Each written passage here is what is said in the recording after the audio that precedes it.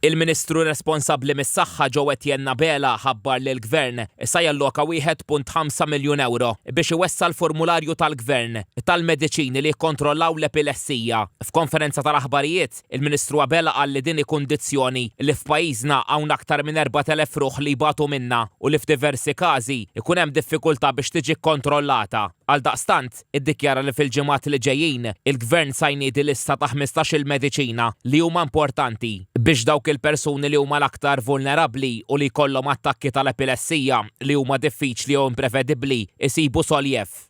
15 il-mediċina li jinkludu formulazzjonijiet differenti. Mhux kulħadd jista' jibla il-pilloli. Allura il-Gvern qed jieħu ħsieb li ma' din il-lista jkun hemm formulazzjoni ta' mistura.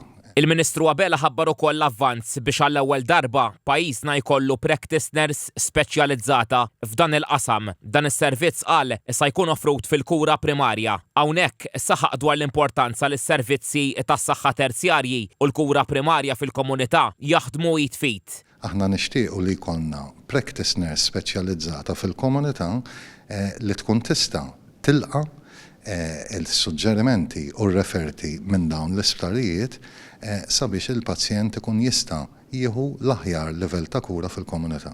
Il-Ministru Bela qal li l-espansjoni tal-formularju u messaġġ ċar tal-Gvern li trattament m'għandux jiddependi fuq l-eċċezzjoni imma hu parti integrali mill-istandards tas-saħħa.